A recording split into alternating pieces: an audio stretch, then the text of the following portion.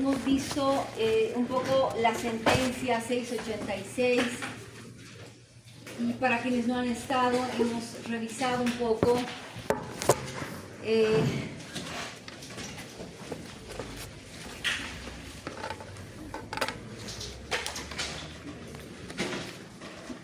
esta sentencia, ¿verdad? A ver, ¿quién me puede recapitular de qué trata? ¿Pero la han visto o no la han visto? Ahí atrás. Adelante. O sea, la de atrás adelante. ¿La escuchamos ahí? De aquí. No levanta la mano. A ver, aquí, usted. Era el conflicto civil que existía entre el gobierno de La Paz contra un club de fútbol porque se ha entregado un territorio sin que las competencias han fallado. Lo que debería haber hecho el Ejecutivo, el Legislativo, y eso se ha declarado inconstitucional.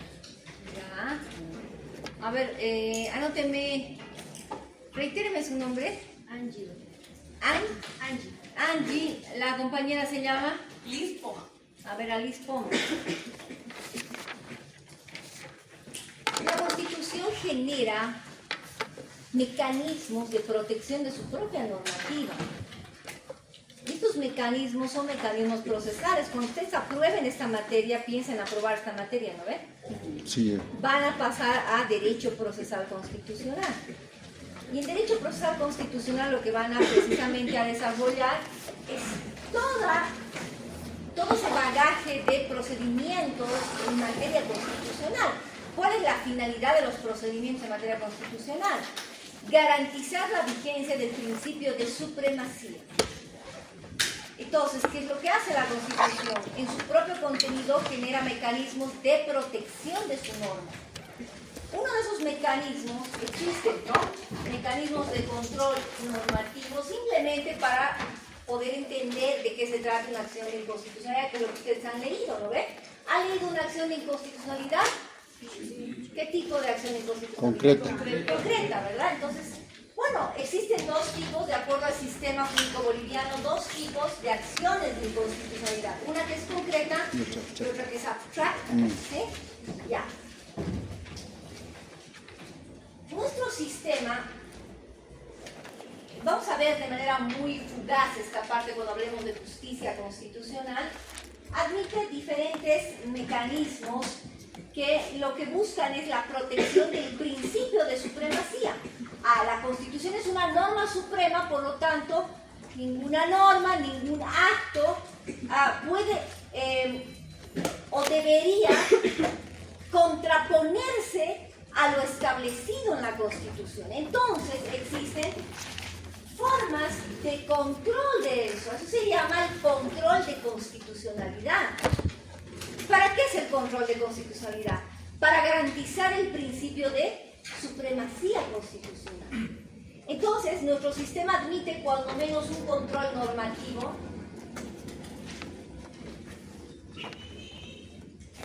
lo que se llama control tutelar y el control sobre el ejercicio del poder político.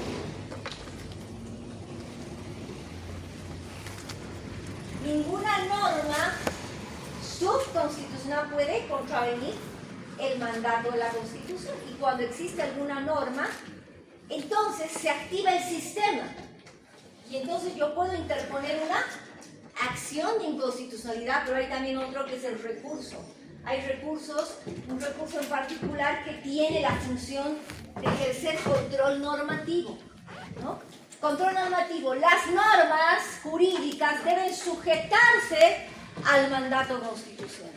Y cuando no lo hacen, puede activarse el sistema de control de constitucionalidad.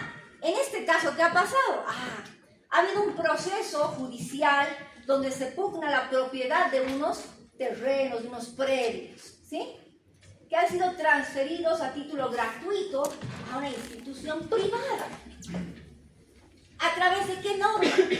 De un decreto.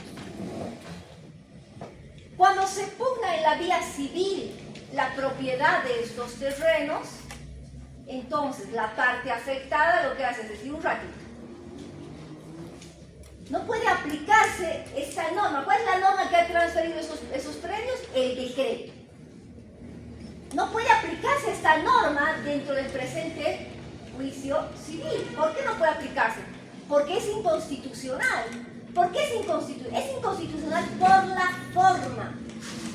Eso significa el ente emisor o el procedimiento que se sigue para la construcción de la norma. Entonces hay dos tipos de inconstitucionalidad, que puede ser por la forma o por el contenido, que es el fondo. ¿Sí?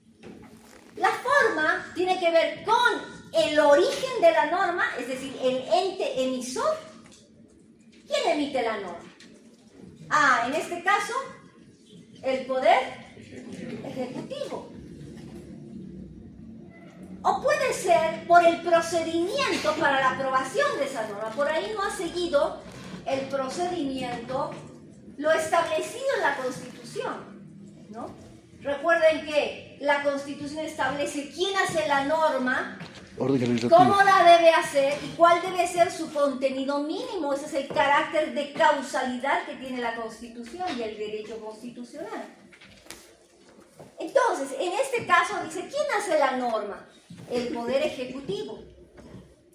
El Poder Ejecutivo está facultado para emitir una norma de transferencia de bienes públicos del Estado a título gratuito. No. No. ¿Por qué no?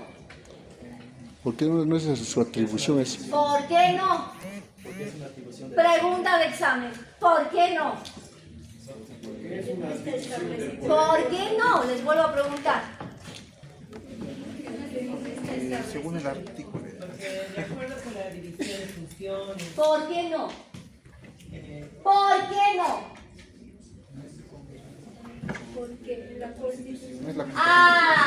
Porque la Constitución prevé que la transferencia de bienes públicos del Estado únicamente se hace a través de Órgano ley. legislativo. Por lo tanto, el órgano que puede hacer esa transferencia es el órgano o poder Legislativo. ¿Sí? Es que cuando les digo ¿por qué? ¿Es constitucional? No. ¿Por qué no es constitucional? Porque la Constitución establece esto. Por eso es inconstitucional. La Constitución establece que el ente emisor para la transferencia de bienes públicos únicamente es el Poder Legislativo. Es decir, eso se llama reserva legal. Hay algunos actos que únicamente se pueden hacer a través de leyes. A eso se llama el principio de reserva legal. Es solamente el Poder Legislativo el facultado para eso. En este caso se ha vulnerado ese principio de reserva legal, porque ha sido hecha la transferencia a través de un decreto, una norma inferior. ¿Sí? ¿Ya está hecha la lista? No, yo creía que tenés compañeros en mi lista. Ahora van a tener que entrar todos. Apúrese con la lista, apúrese. En consecuencia, se vulnera pues el principio de reserva legal y rompe con lo que la Constitución se establece como el principio de separación de órganos que conocemos como principio de división de poderes. Porque el Poder Ejecutivo se arroga una competencia que de acuerdo a la Constitución le es asignada únicamente al Poder Legislativo. Rompe con el principio de división de poderes, ¿sí? Porque se arroga una competencia que no le corresponde. Entonces, ¿qué pasa? Si en el proceso civil resulta que existe una norma que se va a aplicar dentro del proceso, usted puede interponer una acción de inconstitucionalidad y puede pedirle al juez que se promueva una acción de inconstitucionalidad concreta. Y le dice, la norma que usted va a aplicar en este caso es presuntamente inconstitucional. El juez va a hacer el análisis, va a emitir una resolución e independientemente de que se allane o no, tiene la obligación de subir el proceso o promoverlo, en algún caso en el que se allane, al Tribunal Constitucional. Y es el Tribunal Constitucional que conoce el caso, ¿sí o no? Ustedes han leído esa sentencia. ¿Y qué establece el Tribunal Constitucional? ¿Qué establece? Como inconstitucional concreto. Ahí, ¿quién está levantando la mano? Establece la expulsión de la norma como institución, después ese habla también preserva la seguridad jurídica, ¿no? Ya. Nuestro sistema, aunque algunos hablan de un sistema mixto de control, eso también vamos a conversarlo más adelante, quizá de forma muy superficial, porque esto lo tienen que ver cuando vean materia procesal, ¿no? Nuestro sistema es un sistema de control concreto todavía, por algunos rasgos, y algunos dicen es un sistema mixto, ¿no? Algunos dicen es un sistema plurinacional mixto. Tiene características y rasgos propios. Pero los sistemas de control concreto, los sistemas de control, estos sistemas de control de constitucionalidad, básicamente el sistema hace que la norma sea expulsada del sistema jurídico vigente del Estado. Ahora vamos a hablar de la Constitución y vamos a hablar precisamente de eso. ¿Qué significa que sea expulsado? En otros sistemas, como los sistemas difusos de control de constitucionalidad, la norma no es expulsada. La norma se mantiene en el sistema. En nuestro sistema no pasa eso, ¿no?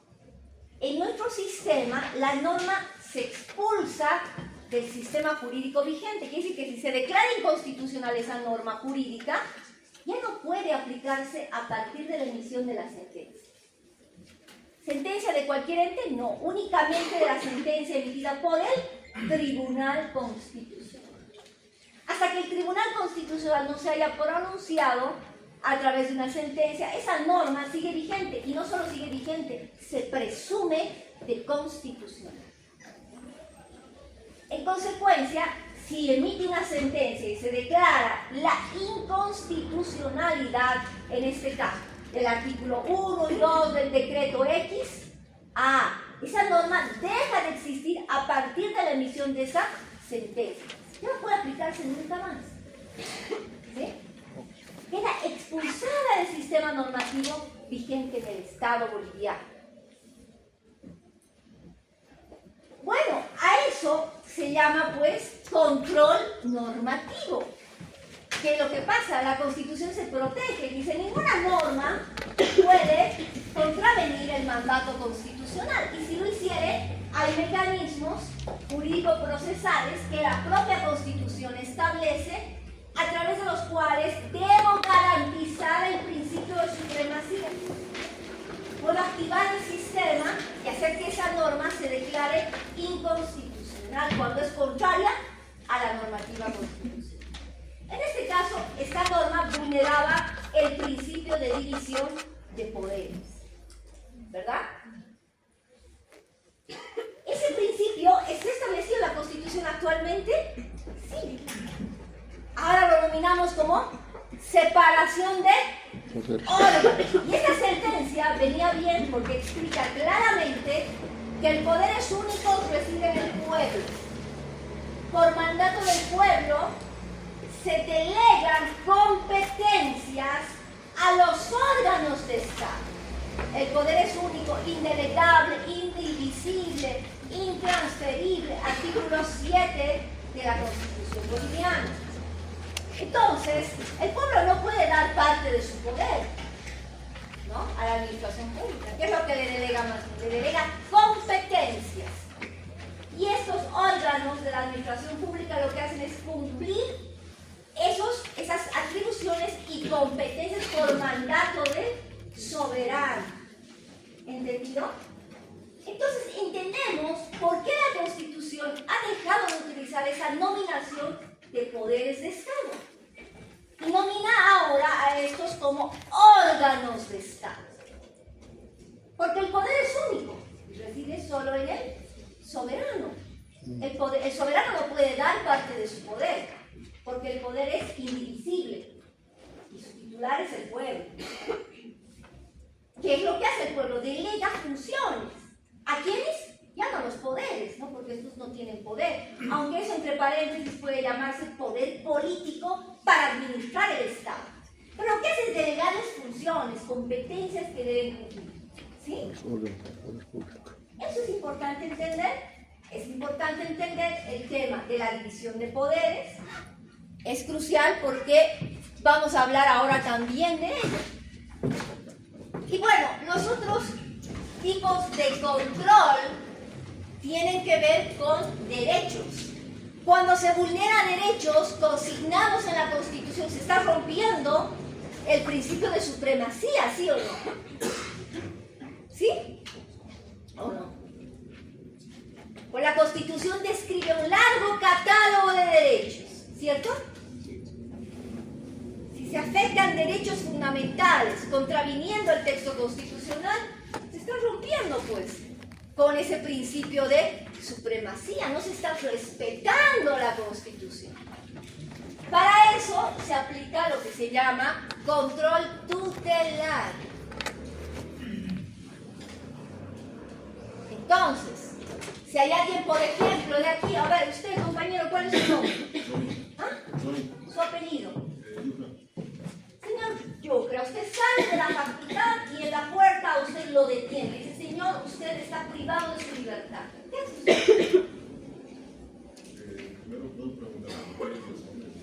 Pregunta, ¿por qué? ¿Por qué me está detenido? Le dice, porque nos da la gana.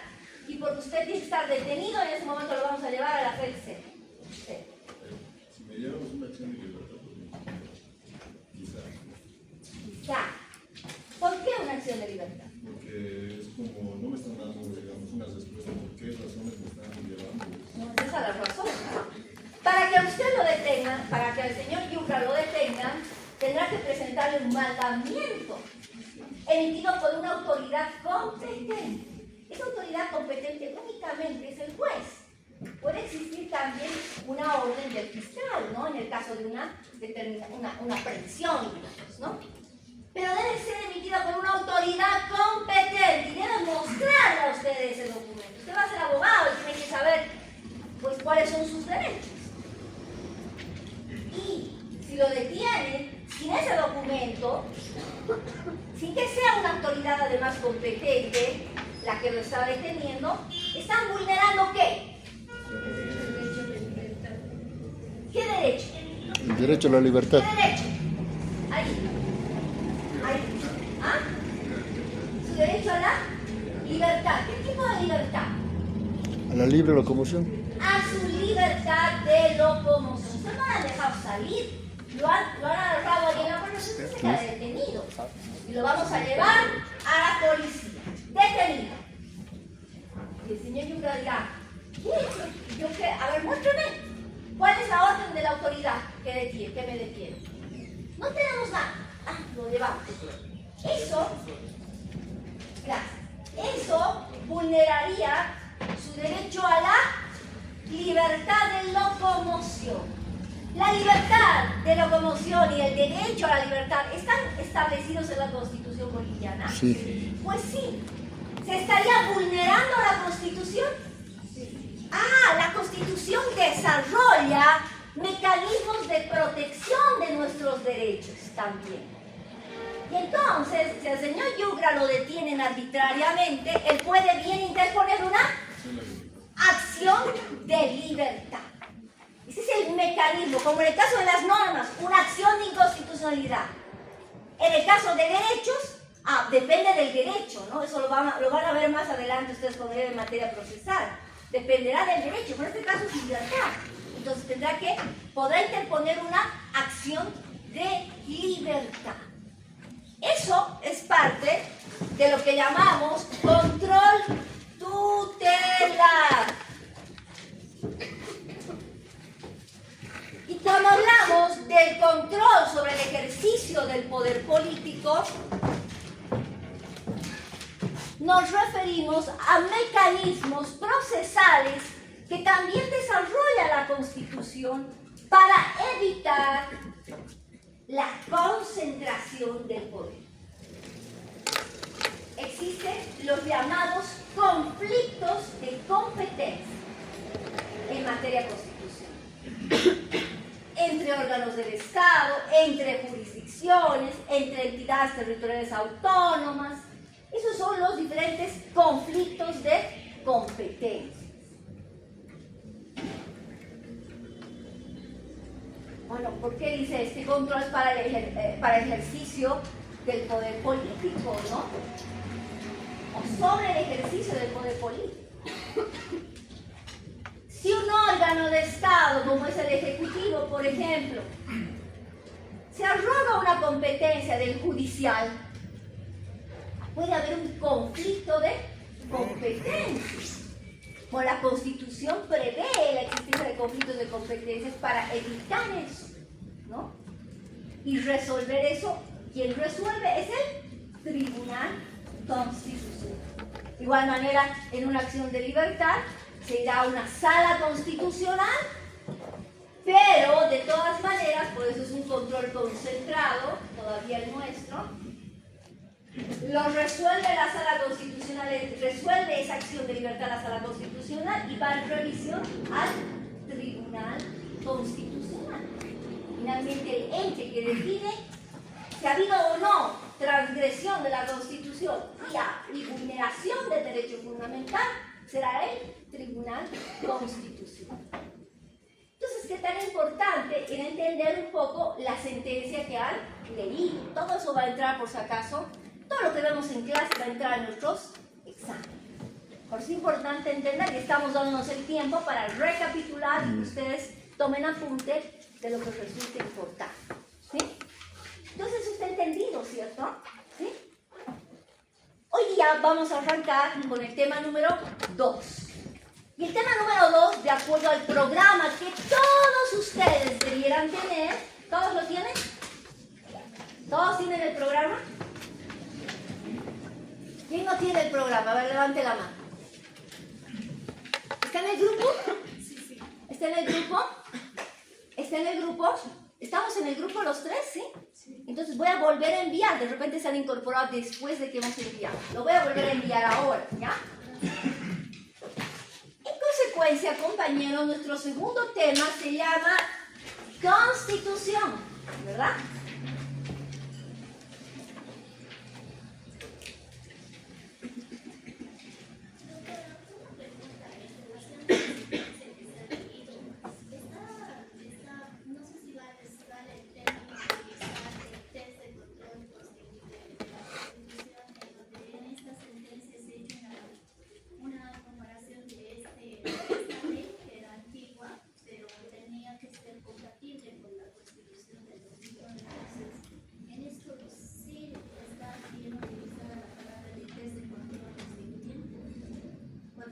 No hay un test de control constituyente, porque cuando habla de constituyente estoy pensando que está hablando de la asamblea constituyente. Test de control de constitucionalidad. Bueno, es el análisis que se hace cuando se revisa un caso. A ver, cuando hablamos del control de constitucionalidad, dependiendo del tipo de control, ¿no? Es un test de control. Cuando hablamos de un control normativo en particular, el control normativo son juicios de puro derecho, así se llaman. Ustedes han visto los juicios de puro derecho. Es un análisis estricto de la norma. ¿Qué quiere decir un análisis estricto de la norma? Ustedes han traído su constitución, ¿verdad? Bueno, en el control normativo sucede eso. Bueno, no es algo que nos atañe ahora, pero a raíz de lo que nos dice la compañera, porque ustedes van a ver esto en materia procesal.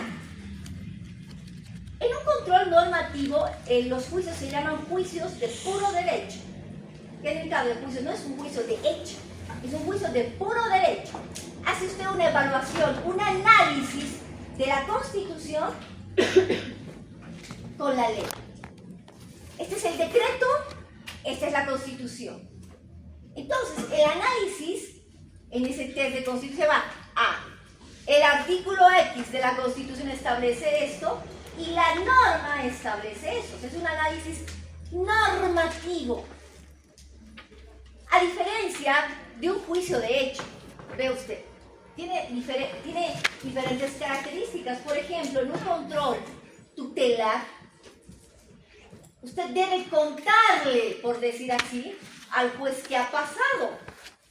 Porque el juez debe saber cuáles han sido los antecedentes a través de los cuales se le ha vulnerado a usted el derecho fundamental. Entonces, este compañero que ha sido detenido, por ejemplo, en el ejemplo que hemos dado, es un ejemplo nada más, ha salido de la facultad, ¿qué dirá en su acción de libertad? Señor vocal de la Sala Constitucional, yo salí de la Facultad de Derecho a horas, ¿a qué hora terminan nuestras clases? 8 de la noche. Toda vez de que en ese momento yo terminaba mis clases de Derecho Constitucional. Me apersoné, me fui hasta el área de la puerta principal, ahí me interceptaron dos individuos con supuestos uniformes de la policía. Bueno, ¿qué estoy haciendo? Estoy contando los hechos ahora. Me agarraron de las manos, me forzaron, me manillaron, me golpearon. Ah, ha habido vulneración, han afectado su integridad física, acción de libertad. Además, no me dejaron transitar ni salir por espacio de 1 hora. Le estoy contando algo. Eso no pasa cuando hablamos de un control normativo. En el control normativo lo único que debo hacer es decir, esto dice la Constitución y esto establece la norma. Entonces, ahí hay una vulneración a la Constitución y punto. No tengo que contar hechos. ¿Se dan cuenta? En este otro caso, tengo que contarle los hechos. Tengo que decirle cómo me han agredido el derecho fundamental. Me llevaron a la FELCC y allí me tuvieron más de 48 horas detenido sin decirme por qué razones estaba privado de mi libertad.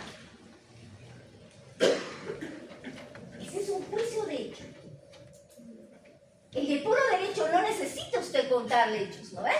Simplemente le necesita usted decirle el fundamento. ¿Por qué esa norma legal transgrede esta otra norma constitucional?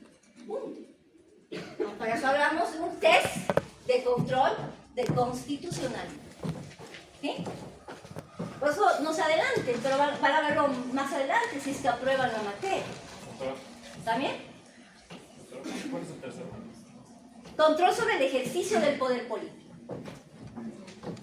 Así que no se compliquen. Además, esto lo vamos a reiterar un poquitito cuando veamos el tema de justicia constitucional.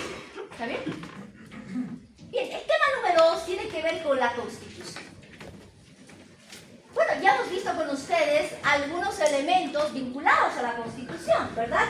Hemos dicho cuál es la importancia, pero vamos a analizar ahora exclusivamente lo que es la Constitución y vamos a hacer un análisis de la evolución histórica que han tenido las constituciones en el mundo, por lo menos de los documentos más importantes. ¿Bien? De inicio, cuando hablamos de este tema, bueno, el tema 2, ¿ya? Esto es Constitución.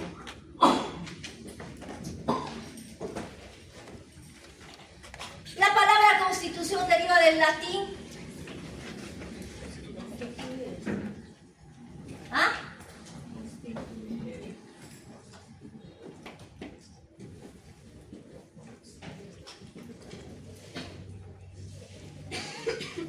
Ahí dice, constituyere o constitutio omnis, ¿no? Como está establecido, como está constituido, como está creado. Constituyere, crear, establecer, constituir. ¿Qué es entonces la Constitución?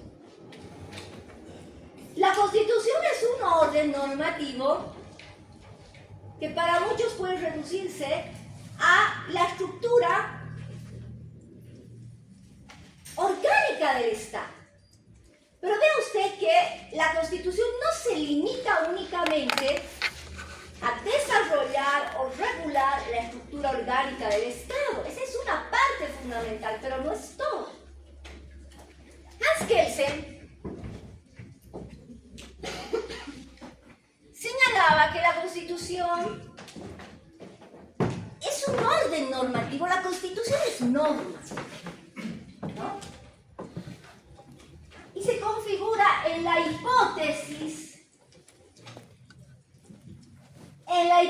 fundamental del Estado y en el presupuesto del sistema jurídico dentro de un Estado.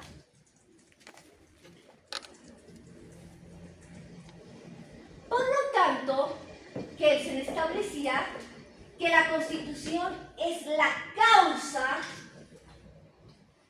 del Estado y del sistema jurídico vigente en un Estado.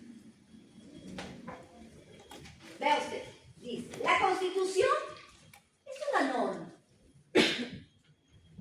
Se constituye en la hipótesis del Estado. Se configura en... Además, la hipótesis también del sistema jurídico dentro de un Estado. Por lo tanto, es la causa de la existencia del Estado y del sistema normativo dentro de un Estado. ¿Qué más puede ser la Constitución? Ferdinand Lassalle, que es un tratadista de origen alemán, Lassalle,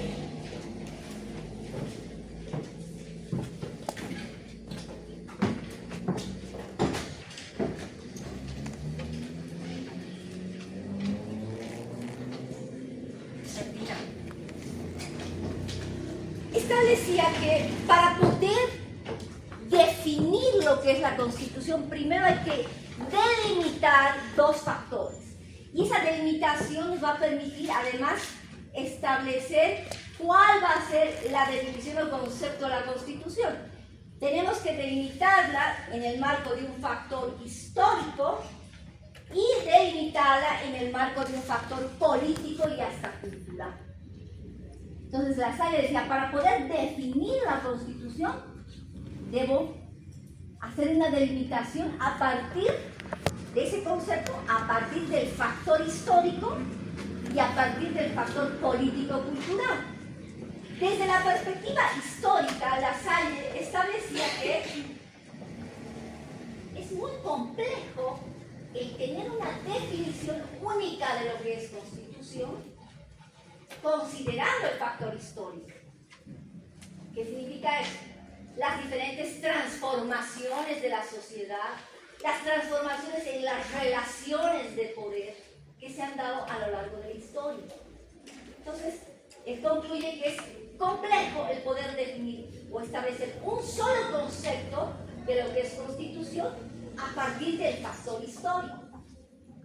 Pero además, cuando hace un análisis del factor político-cultural, finalmente también concluye que también es muy complejo el hacer una sola conceptualización de lo que es la Constitución, considerando que cada Estado, incluso dentro de cada Estado, existen diferentes culturas, idiomas, realidades económicas, políticas y culturales.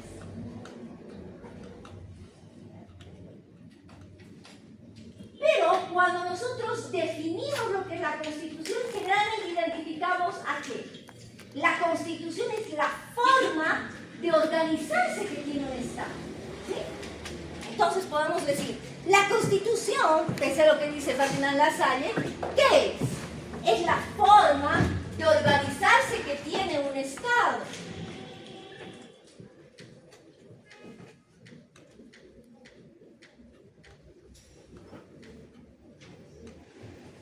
Bueno, estamos hablando de su estructura orgánica, la forma de organizarse de un Estado. Para otros autores, como por ejemplo, recordaremos que hemos dicho de Riccardo Guastini, ¿se acuerdan? ¿Sí? Para otros autores como Ricardo Guastines, la Constitución puede definirse a partir de al menos 4 acepciones, ¿verdad? La primera, la Constitución es un orden liberal. ¿Sí? Es un orden liberal. Segundo, la Constitución es un conjunto de normas, a ver, lean sus apuntes, un conjunto de normas fundamentales que regulan, cuando menos, ¿qué van a regular? Regulan la forma de Estado, la forma de gobierno y disciplinan la producción normativa, ¿sí? La Constitución, en su tercera acepción, es un documento normativo. Y finalmente, la Constitución es un régimen jurídico especial, ¿verdad? Bueno, pues entonces la Constitución tiene diferentes acepciones. No puedo entender la Constitución a partir de una sola acepción, dice Guastini. Ahora, hay una definición muy común cuando hablamos del texto constitucional. Y eso tiene que ver con la primera acepción que hace Ricardo Guastini sobre la Constitución.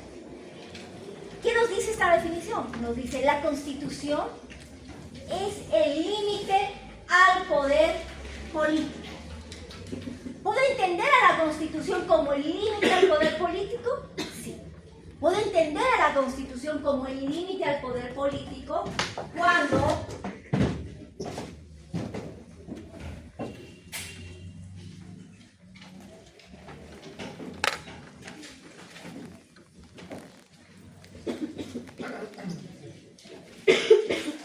hablo de un concepto que tiene un arraigo filosófico que se basa en el Estado liberal? A partir de la Revolución Francesa se establece la necesidad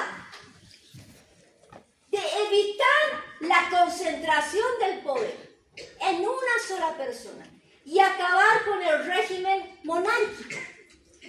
Entonces decimos, ya pues el poder no puede estar concentrado en una sola persona, ¿verdad? ¿Por qué no puede estar concentrado el poder en una sola persona? ¿Por qué? Porque no se controlaría a sí mismo. ¿Por qué no se controlaría a sí mismo? ¿Por qué más? Porque viviríamos en una dictadura. Porque se produce el abuso de poder. Porque se produce el abuso de poder. Platón decía que siempre revelaría que sus familiares o sus intereses propios Ya. tenían una tiranía, ¿no? Se convertirá en una tiranía. ¿Quién tiene poder absoluto? Ay, ¿quién no quisiera tener poder absoluto? ¿Ustedes quisieran tener poder absoluto? Yo creo que sí, ¿no? En mis manos está todo. ¿Verdad? Yo puedo emitir la ley, aplicarla, definir quién va a ser víctima de mi ley o no, levantarle prerrogativas, asignar competencias. Yo hago todo. Eso genera excesos. Bueno, pues el ser humano es tan frágil que no va a decir, ay, no, yo voy a ser sabio. ¿Quién era sabio según la Biblia?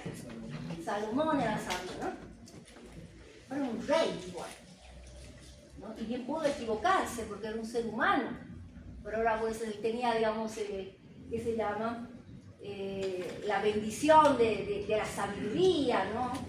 Entonces él no se equivocaba en lo que definía, ¿no? Pero bueno, pues eso ocurre en la Biblia, ¿no?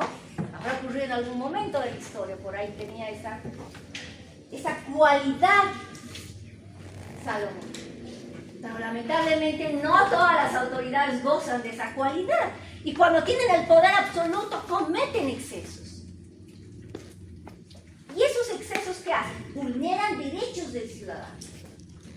¿Verdad? Entonces, con la Revolución Francesa dicen un ratito. Primero que el poder no puede concentrarse en una sola persona. Acabamos con el régimen monárquico. Y empezamos con la república. Y en este nuevo Estado, El poder no puede estar concentrado en una sola persona. Vamos a aplicar el famoso principio de divisiones de poderes que viene desde Aristóteles y mucho más antes. ¿Verdad? Y vamos a asignar a cada poder de Estado una función. Ninguno puede asumirse ni arrogarse una función que no le corresponde, porque eso está establecido en la norma.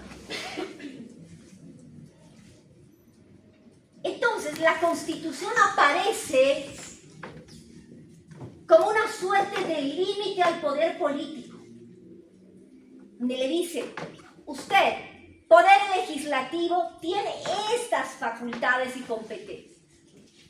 Y si usted avanza más allá de eso, se arroga una competencia, está transgrediendo ese principio de división de poderes.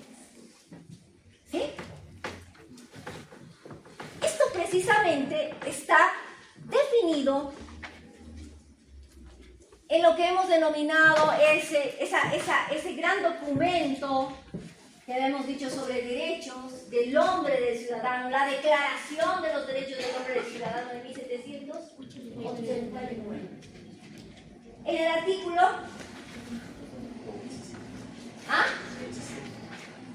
a ver, leeremos, ¿tienen ahí? 16. Establece algo así más o menos. Yo no sé de memoria la norma, no necesitamos saber de memoria, ¿no? Pero tenemos que entender que en una sociedad en la que no existe garantía de derechos ni división de poder, no hay constitución. Entonces no se puede llamar Estado constitucionales. ¿Qué es importante ahí? La existencia de la división de derechos garantiza el ejercicio, de la división de poderes garantiza el ejercicio de derechos. La división de poderes le garantiza al ciudadano el ejercicio de sus derechos. Entonces la Constitución nace como un límite a ese poder político. Porque ¿quién es el que abusa? El que tiene poder político. Nosotros que somos del pueblo, simples ciudadanos. Ahora, de acuerdo a la Constitución, tenemos el poder, pero es medio nominal, ¿no? Al final de cuentas, a quienes le hemos atribuido competencias para administrar políticamente el Estado puede cometer excesos. Para eso está la Constitución. Y la Constitución establece claramente cuál es la función de este órgano, de este órgano y de este órgano. Y hasta dónde pueden llegar. Si el Ejecutivo únicamente tiene potestad para emitir decretos y hacer cumplir la ley, ¿por qué pues el presidente se arroga la competencia de emitir una sentencia, por ejemplo? O de decir, este ciudadano va a entrar a la cárcel porque es un violador. ¿Puede hacer eso el presidente? Hoy mismo en el Estado constitucional boliviano, ¿podría hacerlo? Oye, podría hacerlo, pero estaría excediéndose, porque esa no es una función del presidente. El presidente no administra justicia. Doctora, perdón, disculpe. Si decimos, digamos, que los órganos son independientes, siempre está el Ejecutivo, el gobierno, siempre va a estar, digamos, por encima de algunas situaciones, como designaciones, alguna situación. Claro que usted nos dice, es independiente, lo judicial, solamente lo judicial no se encarga. Por lo electoral, un ejemplo que ha pasado recientemente. Ha hecho las elecciones que ha sido ayer, pero justamente, queramos o no queramos, hay siempre, digamos, como es el gobierno, siempre hay una situación donde están influyendo siempre en esa situación. Pues no. ¿Por qué tendría que meterse el Ejecutivo cosas que no tienen que meterse y que no está establecido en la Constitución? Eso sería inconstitucional. Cuando un ministro de Justicia, por ejemplo, y pasaba, era muy común, ¿no? Este individuo debe entrar a la cárcel, nosotros como Poder Ejecutivo vamos a hacer todo para que cumpla 30 años sin derecho a indulto. Yo decía, ¿qué pasa? ¿Esa es la función de un ministro de Justicia? No. No. El ministro de Justicia tiene que ser política pública. Política pública en materia de justicia, puede ser. Pero pues él no es quien para arrogarse una competencia para definir quién o no debe estar en la cárcel. Esa decisión le corresponde únicamente al órgano judicial y a la autoridad judicial competente, que a través de una sentencia dirá si ese señor es o no autor de un hecho delictivo, a través de un debido proceso. Todo eso está en la Constitución. Entonces, ¿quién pone el límite al poder político? Constitución. Le dice, para un proceso penal se deben garantizar, se llaman garantías constitucionales, el debido proceso. Y dentro del marco del debido proceso, el juez natural. ¿Quién es el juez natural? A que haya una autoridad judicial nombrada antes de la comisión del hecho, no para ese hecho. Que el juicio se lleve adelante con un traductor si esa persona no sabe el idioma, digamos, castellano, ¿no? Que tenga un defensor técnico, debido proceso. ¿Dónde está eso? En la Constitución. Bueno, si no se cumple el debido proceso, ese juicio está viciado. Puede estar viciado de nulidad, de afectación de derechos fundamentales, ahí podemos meter un amparo constitucional, una acción de libertad. La Constitución establece mecanismos de protección de su contenido. Que esto sea efectivo en nuestra realidad o no, eso ya lo analizarán ustedes. Yo les estoy diciendo lo que establece la Constitución. La Constitución tiene, el órgano ejecutivo tiene la facultad ¿para qué dentro de un proceso electoral? Para nada. ¿Qué tiene que hacer el poder, el órgano ejecutivo respecto de un proceso electoral? Bueno, el tribunal electoral, ¿cómo es elegido? A través de... Doctora, sí lo elige según la asamblea, pero hay un vocal ¿Qué lo puede elegir quién? el presidente. ¿Pero dónde dice eso? En la Constitución se le ha dado esa atribución. Pero si al presidente se le ocurre decir, no, yo voy a nombrar a todos los miembros del Tribunal Electoral, ¿podría hacerlo? ¿Quién está poniendo el límite? La Constitución es el límite al poder. Si usted no puede nombrar a todos los miembros del órgano electoral, el constituyente, es un tema del constituyente, ha definido que estos van a ser elegidos a través de la Asamblea Legislativa y existe la posibilidad de que usted elija a un... Eso es medio complicado, ¿no? Algunos dirán, es lo mismo de que la designación del Procurador General del Estado, lo designa el presidente. ¿Dónde está eso? En la Constitución. ¿Se dan cuenta? ¿Quién define eso? La Constitución le pone un límite. Probablemente el constituyente tendría... podemos plantear reformas. Por ello, ¿a usted no le parece que el procurador, que es el que defiende al Estado y no defiende a un gobierno, no sea elegido por el presidente? Porque si el presidente lo elige, bien va a defender los intereses del gobierno y no del Estado. Y el procurador tiene una función de defensa del Estado boliviano. Pero esa previsión la ha definido el Constitución. Y así ha sido aprobada la Constitución. ¿Sí? El límite al poder político lo define Constitución. Por eso es que es un concepto liberal de lo que es la Constitución. La Constitución es el límite al poder político. Es decir, usted puede hacer eso. Tribunal Constitucional interpreta la Constitución. ¿Sí? El Tribunal Constitucional no puede declarar inconstitucional la Constitución, ¿o sí? No, la Constitución le ha dado el mandato de interpretar la Constitución, no de declararla inconstitucional. Hace algunos años atrás, la famosa sentencia, ¿no?, que ha viabilizado la reelección, donde esa sentencia se atribuía al Tribunal Constitucional la potestad de decir, este artículo de la Constitución es inconstitucional. El Tribunal Constitucional no tiene potestades para declarar la inconstitucionalidad de la Constitución, sino imagínense, podría modificarla la Constitución.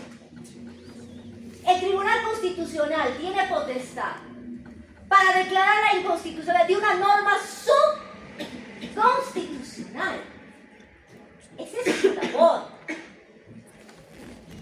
Pero a través de una sentencia totalmente jalada de los pelos, de pronto alguien dice, este tribunal ha declarado que el artículo X sobre el ejercicio de los derechos políticos está vulnerando los derechos de aquel pobrecito ciudadano que además está ejerciendo poder para que se autorrelija de forma indefinida. Los derechos siempre siempre van a ser para el ciudadano, no para quien ejerce el poder político, si no, no tendría sentido. Es el poder político el que goza legítimamente del uso de la fuerza pública. Entonces no le puedo dar, pues, esa potestad al poder político. El derecho es una prerrogativa del ciudadano, que bien puede ser víctima de vulneraciones a sus derechos. ¿Por parte de quién? Del poder político. Entonces no es que esa autoridad que se de ejercicio puede, pues, me están vulnerando mis derechos. Los derechos políticos son para el ciudadano. Y cuando menos, la instancia internacional ha establecido eso a través de una opinión consultiva. La Corte Interamericana de Derechos Humanos, lo decía un ratito, los derechos políticos son del ciudadano, no de quien ejerce poder. ¿Se dan cuenta? Y bueno, se vino para abajo una sentencia que hoy en día está ahí como parte de nuestra jurisprudencia, pero que es una absoluta vergüenza para la jurisprudencia boliviana. Como tantas otras sentencias. Entonces, ¿qué pasa? Con eso que decimos, la Constitución pues es ese límite. Otra cosa es que la institucionalidad y las autoridades no lo quieran comprender. Y se haga una especie de artilugios, movidas y más movidas para forzar una realidad en el Estado boliviano. Bueno, el Poder Ejecutivo no puede meterse en funciones atribuidas al Poder Electoral, por ejemplo, ¿no? Ni viceversa, porque la Constitución se entiende como ese límite al poder político. Dice usted, hasta aquí no más. ¿Qué ha pasado en la sentencia que hemos leído? Resulta que en un gobierno justo dictatorial, que era muy común el tomar determinaciones que debieran ser establecidas a través de ley, porque en un Estado democrático tiene que haber pues un Congreso, es parte de las características de un Estado democrático. Pero los gobiernos dictatoriales lo primero que hacen es cerrar el Congreso, ¿no ven?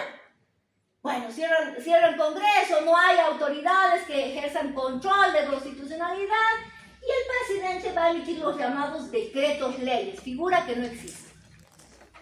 Entonces, a través de un decreto se le ocurre a un presidente decir, voy a transferir estos predios públicos a favor de esta institución privada. Y lo hace, ¿no? Por eso se interpone esa acción. ¿Qué estaba vulnerando? Ese principio de división y por lo tanto estaba transgrediendo esa lógica de que la Constitución es el límite al poder político. Entonces, ¿qué pasa?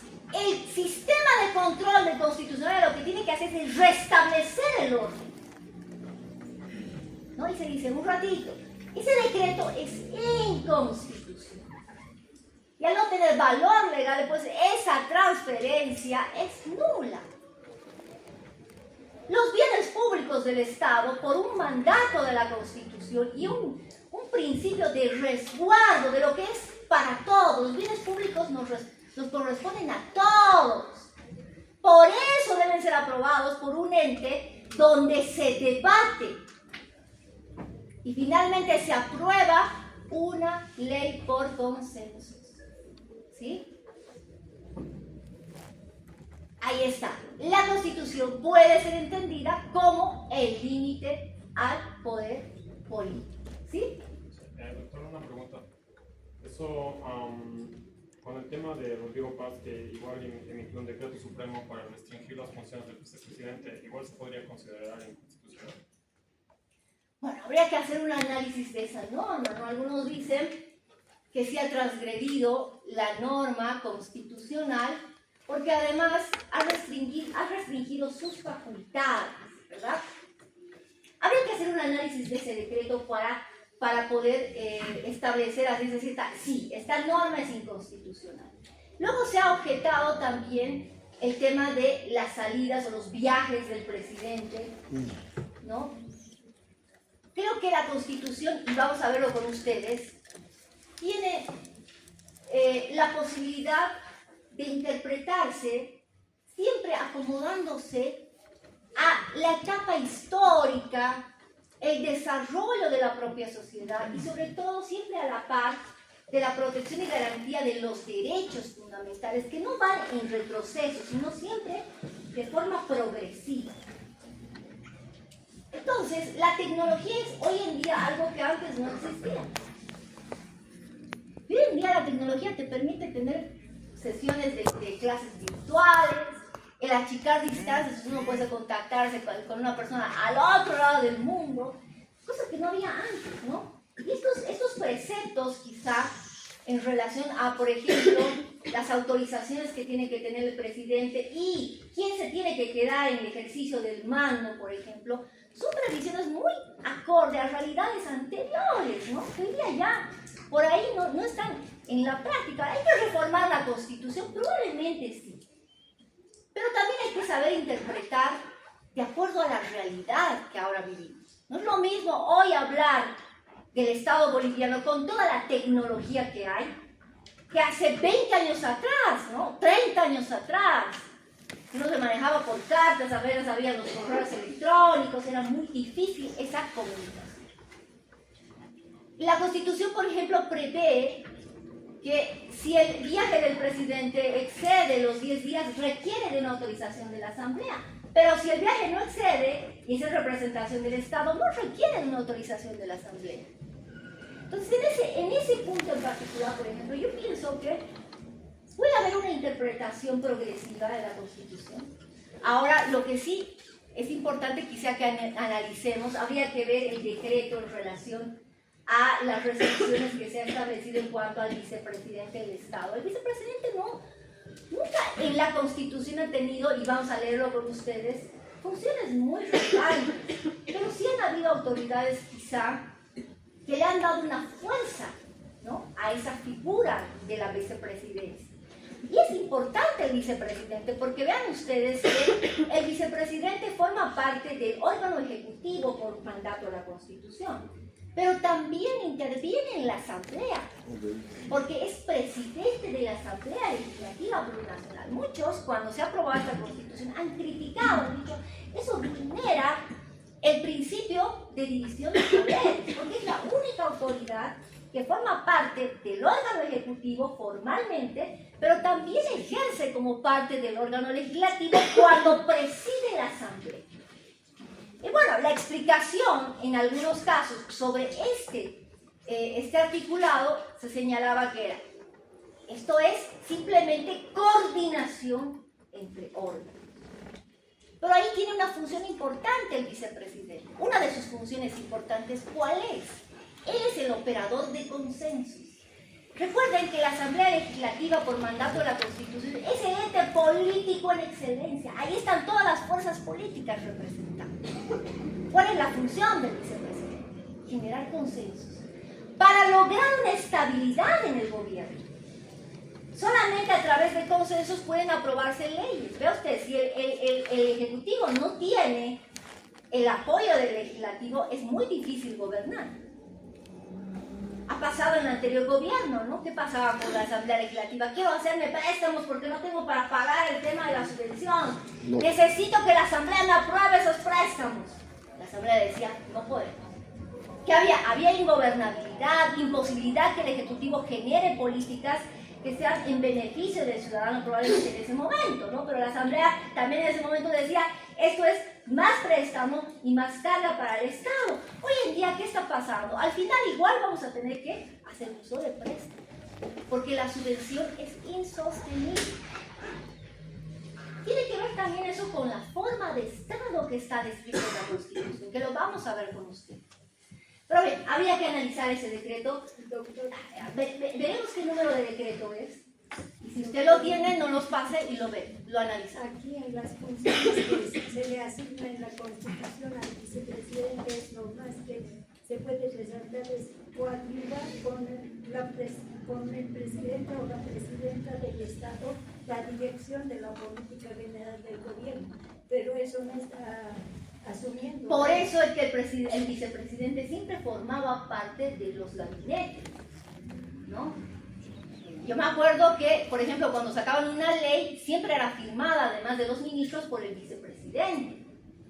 Y ahora se le ha restringido un poco, incluso el ingreso a los gabinetes, pero es una pugna interna que genera al final un malestar general, ¿no? Repercute en el funcionamiento del Estado.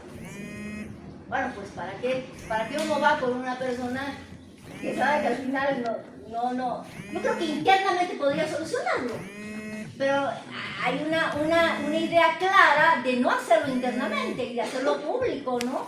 Y eso repercute finalmente en la función que debe cumplir cada gobierno, pues repercute también al ciudadano común, ¿verdad? Es un perjuicio para nosotros finalmente. Sería una pugna entre el vicepresidente y el presidente. No existe pues un orden normal de la determinación de políticas públicas, la aplicación de políticas públicas, que es un poco la tarea que debe cumplir el órgano ejecutivo para alcanzar los fines del Estado.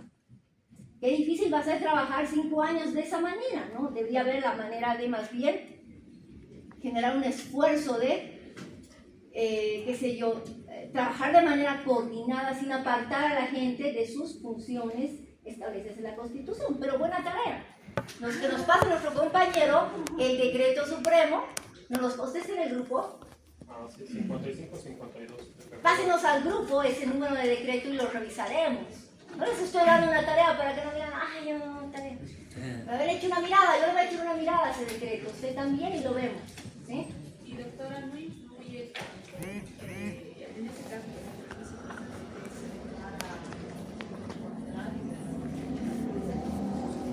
pues en Bolivia puede pasar todo, ¿no? El país de las maravillas. Lo que pasa no debería ocurrir, ¿no? Pero puede, y no solamente en Bolivia, ¿no? Hay varios países del mundo donde siempre, en Perú, que es una locura total. Yo cada vez que veo la situación del Perú y cada vez que hay cambio de presidente, pero ¿cómo funciona eso? ¿No? Y es un poco la política interna de cada estado. No debería, ¿no? Para que el Estado pueda lograr sus fines debe haber una coordinación plena entre quienes forman parte del poder político del Estado. No debería, pero eso pasa. Doctora, una cosita, con respecto al tema del vicepresidente, hay un viceministro que se ha nombrado como delegado o coordinador por parte del Ejecutivo hacia el Legislativo. Tengo entendido que la Constitución también regula la usurpación de funciones. Quedaría nulo de pleno derecho cualquier acto que pueda tomar. Y al ser parte de estos gabinetes, este vicepresidente, dentro de un criterio que es inconstitucional, quedaría nulo todo este trabajo, toda esta normativa que ya ha salido, ¿no? Una norma, ya me he olvidado su nombre, ¿cómo se llama? Romer. Una norma se presume de constitucional en tanto el Tribunal Constitucional no la declare inconstitucional. Esa norma, a la fecha, es una norma constitucional. Hay un problema de fondo aquí. El Tribunal Constitucional ahora no está funcionando con la cantidad de miembros que debe funcionar de acuerdo a la Constitución, ¿sí? Porque se ha hecho una locura en las elecciones, ¿verdad? Se ha inhabilitado a la gente y finalmente solamente tenemos parte de ese Tribunal Constitucional. Por lo tanto, no se puede conformarse a la plena. Esto le conviene, ¿no?, al gobierno. Porque podemos impugnar, por ejemplo, de inconstitucional ese decreto. Tendría que haber una sala plena para eso. Eso es importante. Vean ustedes cómo al poder político no le gusta el control. Hay una ley que está durmiendo el sueño de los justos que permite o que propone el complementar a esos miembros del Tribunal Constitucional. Duerme el sueño de los justos no por casualidad, a no ser que usted sea muy ingenuo. Duerme el sueño de los justos porque a nadie le conviene que el tribunal pueda tener la cantidad necesaria de miembros y pueda tratarse, por ejemplo, una acción en relación a estas posibles inconstitucionalidades, ¿no? Bueno, pues habría que exigir, ¿no?, que realmente pueda completarse el Tribunal Constitucional. El Tribunal Constitucional hoy en día también está siendo muy criticado por varias sentencias de abogación, por lo menos unas 4, que además las han emitido a través de un reglamento que ha sido aprobado tendría que haber sido aprobado en sala plena. Pero no tenemos sala plena. Y doctora, el Tribunal Constitucional puede funcionar solo con los 4 entidades. Para la sala plena tiene que conformarse con la cantidad total de sus miembros. Pero ven ustedes, esas sentencias de revocación que ustedes pueden ver, que creo que son 4 hasta el momento, están generando bastante repercusión, porque en algunos casos se está observando que tienen contenidos regresivos. Cuando una sentencia retrocede en la protección de derechos, es regresiva. Los derechos fundamentales son progresivos. La progresividad se ve en 2 sentidos. Primero, no puede, una vez que el Estado ha reconocido un derecho, no puede retroceder. Por ejemplo, el Estado reconoce el derecho a la vida de manera plena y sin límites. Si algún día se le ocurre al Estado decir pena de muerte, ahí habría una regresividad. Puede hacerlo, pero se vería muy mal, ¿no? En el contexto incluso internacional. Entonces, los derechos siempre van en avanzada. Esa es una de las partes de lo que es la progresividad que vamos a ver con ustedes oportunamente. Pero ahí están ocurriendo algunas cosas medias raras también. Y si, bueno, el Tribunal Constitucional tiene la posibilidad de aprobar un reglamento para revocación sin una sala plena, entonces tendrá pues la posibilidad también de conocer acciones de inconstitucionalidad, ¿no ve? Entonces ahí hay un problema. El Tribunal Constitucional dice, es que realmente es mucho el trabajo que hay. No podemos con tanta carga. Toda la gente lo lleva al ámbito constitucional. Todo es amparo, todo es acción de libertad. Todo quieren que resuelva la vía constitucional. ¿Qué quieren hacer estas sentencias? Descargar un poco. Es decir, esto no se tiene que resolver por el Tribunal Constitucional. ¿Sí? Esto es parte del control delegado. Bueno, vamos a ver con ustedes si están así. Bueno, no tanto con ustedes, ¿no? Al año van a ver ustedes cuando analicen el tema de las sentencias y demás. ¿Está bien? ¿Les parece que quedemos aquí? Sí. Ahí nos anotó el compañero el decreto, a ver si lo tenemos y podemos revisarlo. La próxima clase nos vemos el día... Miércoles. ¿Alguna cuestión? Ahí están todos los de la lista, ¿no?